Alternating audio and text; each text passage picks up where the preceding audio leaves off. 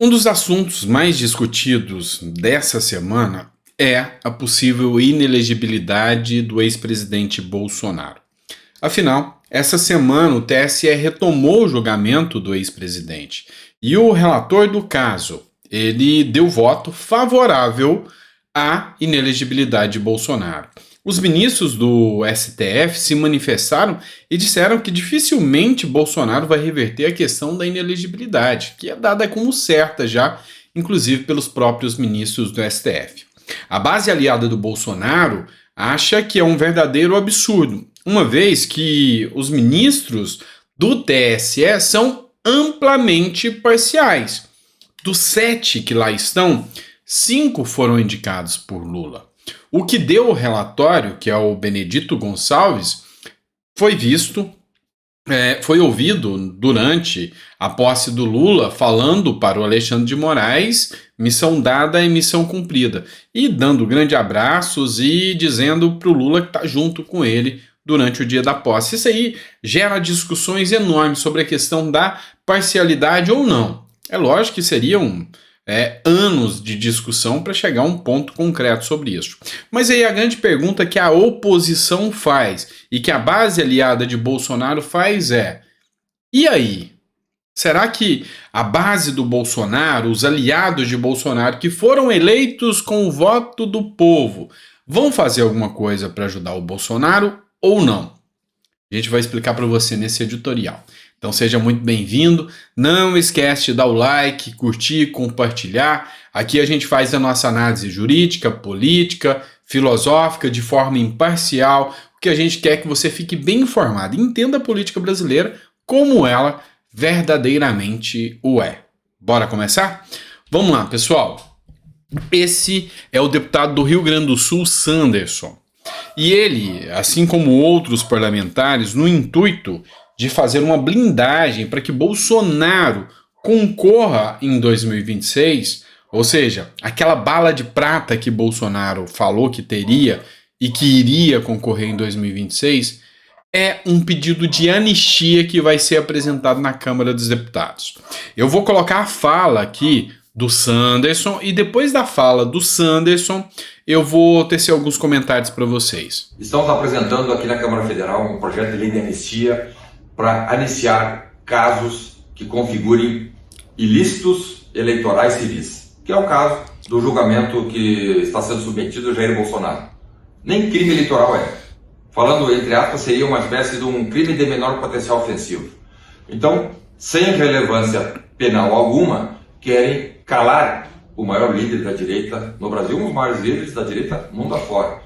Jair Bolsonaro, numa reunião à vida lá com embaixadores, uma reunião que não trouxe vantagem eleitoral, nem prejuízo eleitoral a ninguém.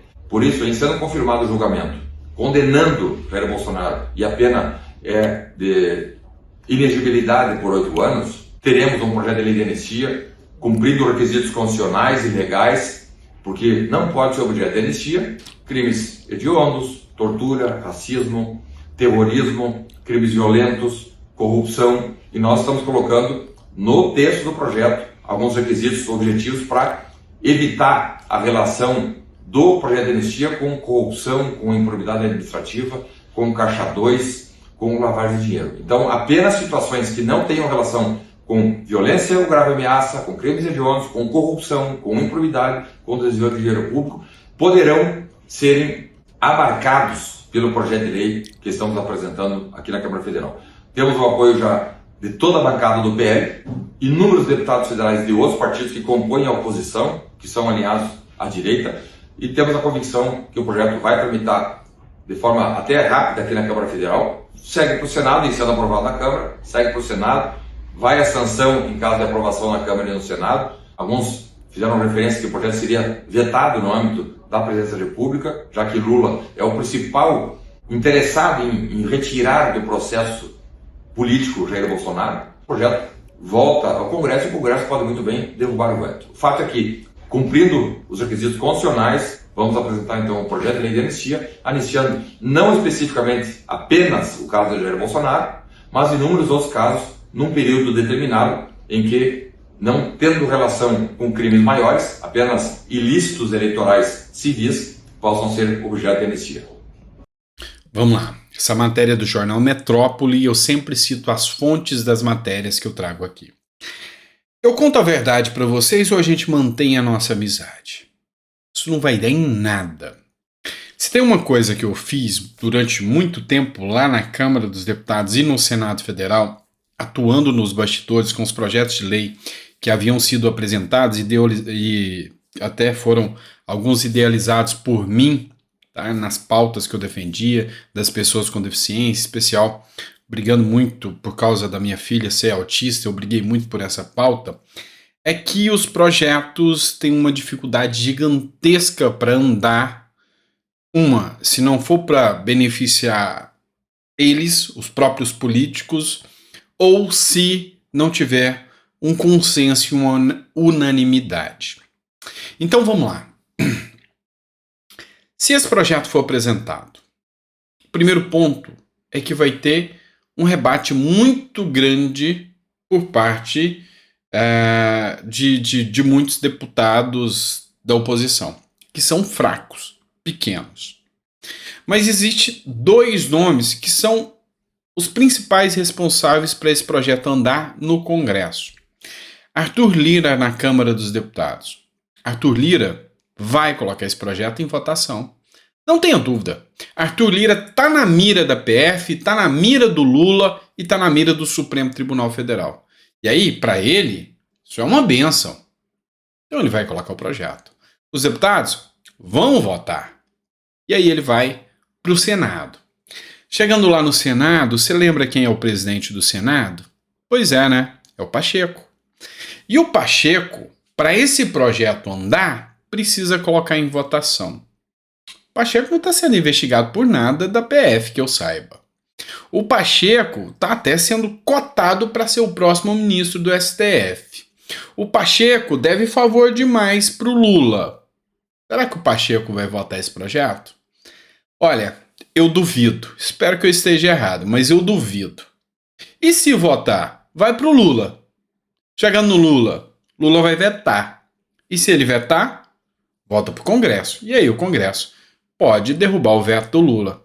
Mas você tem noção que para um projeto desse andar, para deixar Bolsonaro inelegível, tem que ser dentro do prazo? Complicado. Então, desculpem ser um pouco pessimista, mas acho que o projeto é um tanto quanto jogar para a galera. Acho que ele não vai ter resultado efetivo. E já que a gente está falando em inelegibilidade, eu tô ruim de trava-língua esses dias, viu? Tá? Tô ruim de trava-língua.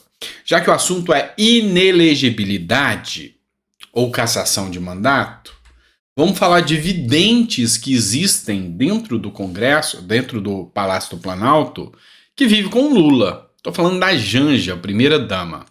Janja banca a vidente e vê Moro fora do Senado. Nossa, que coisa, hein? É tão difícil de acreditar nisso, que Moro vai sair. Janja Lula da Silva, a primeira-dama, que brinca de primeira-ministra de vez em quando, se referiu à presidente do PT, Gleisi Hoffmann, como futura senadora, em publicação feita há pouco no Twitter. Que bom. Você não está entendendo por que eu estou dizendo que bom? Vamos lá. Uma das coisas que fazem com que a estrutura se enfraqueça é a briga interna. Então, Janja está mais para blogueirinha, lacradora, do que realmente ajudando o pessoal do PT. E ao falar na futura senadora Gleisi Hoffmann, ela comprou uma briga. Pois é, lembra do Zeca Dirceu, filho do Zé Dirceu? Esse está de olho na vaga e já está assediando o Lula em troca de apoio para concorrer à vaga do Sérgio Moro, se ou quando ele for cassado. E aí a grande questão é, mas se Moro for cassado, não é o suplente que assume? Não, a chapa toda vai ser cassada. E aí, não é o mais votado que assume? Não, tem que ter eleição suplementar. Então vai ter novas eleições se ou quando o Sérgio Moro for votado. E a Janja já falou que torce para Gleisi Hoffmann. Zeca Dirceu, processa ela, faz alguma coisa, porque ela tá indo contra você, tá? Brincadeira aqui, ironia à parte. Bora lá, matéria do O Antagonista. Toffoli nega pedido de Deltan para retomar mandato. Gente, se tem uma coisa que tá fácil hoje no Brasil é ser vidente político, né? Quem foi pego de surpresa aqui? Isso aqui eu falei há dias atrás. Todo mundo sabia. O STF não ia devolver o cargo para o Dallagnol. Política. O ministro Dias Toffoli, do STF, negou nesta quarta-feira um pedido de Deltan Dallagnol para retomar o cargo de deputado federal. Isso era claro e evidente que iria acontecer. Deltan Dallagnol está fora da política. Enquanto o PT estiver ali, o Deltan Dallagnol não volta. Não volta para a política. Nem Moro. E aí, a articulação do Dallagnol terá que ser como cabo eleitoral, nas redes. É fazendo o papel de fomentar a direita. Já havia sido declarado pelo Podemos que o Deltan Dallagnol seria contratado pelo partido para fomentar as eleições, tanto de 2024. Não sei se isso aí vigorou ou não vigorou. Dallagnol que já começou a dar palestras, entre outras ações, ele vai ter que se adequar aqui para entender que na política, como parlamentar, ele não vai retornar. O status quo não quer o Deltan Dallagnol. E aquela questão que eu falei para vocês. No Brasil, a impunidade é muito pouco para corruptos e criminosos. O interesse é vingança mesmo. Eles querem vingança. E já que a gente está falando neste assunto, né? Vou trazer aqui para vocês uma matéria do jornal Metrópolis. Deputada, a Duda Salabert, de Minas Gerais, que era vereadora em BH junto com o Nicolas, ela vai pedir a cassação do bolsonarista Gustavo Gaia após racismo contra africanos. Vocês vão entender aqui um pouquinho do que a gente está falando. Parlamentar Gustavo Gaia disse em podcast que não há democracia na África, porque não há capacidade cognitiva da população. Essa matéria é da Sandy Mendes, e isso aqui aconteceu durante o podcast Três Irmãos, tá, pessoal?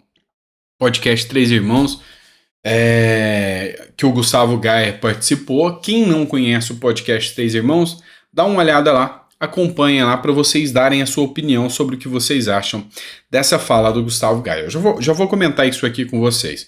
Mas como aqui mostrou o lado da Duda Salabert que acusa, também o Metrópolis colocou o outro lado, né? Que o Gustavo Gaia fez um vídeo posteriormente, não vou colocar aqui para não ficar extenso, ameaçando processar a deputada Duda Salabert, que pediu a sua cassação por racismo, uma vez que ela praticou o crime de calúnia contra ele, chamando ele de racista.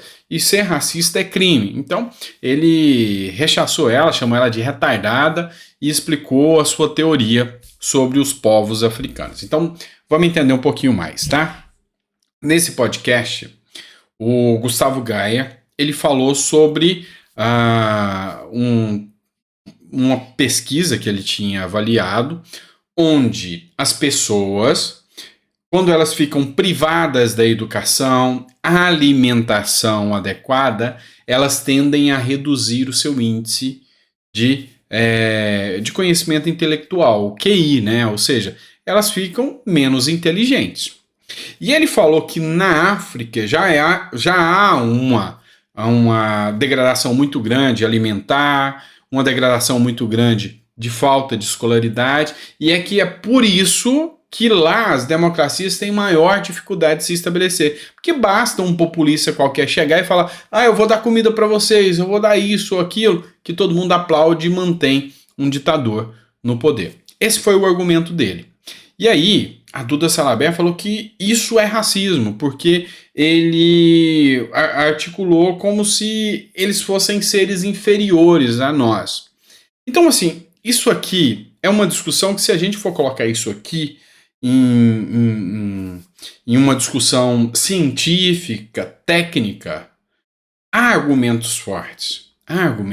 Mas, assim, hoje é muito complicado você expor certas discussões, porque é complicado.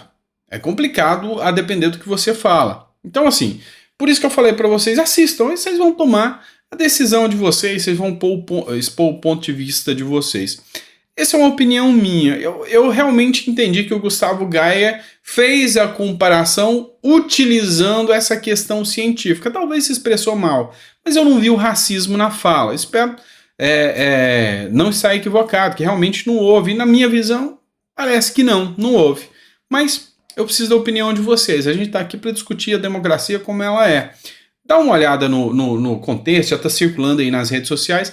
Aí vocês vão dar opinião. Na minha visão, eu não acho que esta foi a intenção. Até porque, vamos ser muito claros aqui, dentro do direito, para se falar em crime, você tem que ter o que a gente chama de dolo. O que é o dolo? A vontade de ofender uma classe, a vontade de ofender uma raça, alguma coisa nesse sentido, de querer atingir aquele público. E o meu intuito aqui, nessa discussão, é expor que eu não vi isso, tá? Mas isso, como jurista, como advogado, eu não vi essa exposição aqui. Mas é lógico, esse assunto vai ser discutido no âmbito judicial, Gustavo vai processar a Duda vai processar o Gustavo, vai representar o Gustavo, e aí a gente vai ver o que dá. O que espera é que isso não termine, assim como o caso do Deltan Dallagnol, com mais um caso de cassação, de mandato e violação, porque para mim é isso, violação ao direito soberano do voto. Tá?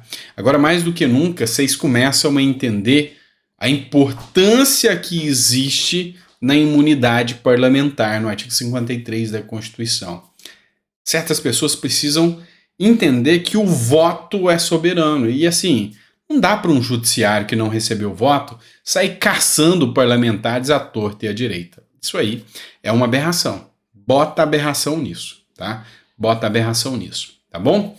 Grande abraço, fica com Deus, espero que você tenha gostado. Deixe seu comentário, se você é de esquerda, deixe seu comentário educado aí sobre essa discussão que a gente está fazendo. Se você é de direita também, você quer ver o Gustavo Gaia cassado? Acredito que não. Você acha justa a cassação, seja de qualquer parlamentar, pelo judiciário, sem que haja algo grave, como por exemplo, você viu casos de dinheiro na cueca, casos gravíssimos, e esses deputados estão lá, participando do governo, inclusive. Então assim, acho que banalizou demais. E isso enfraquece a democracia, tá bom?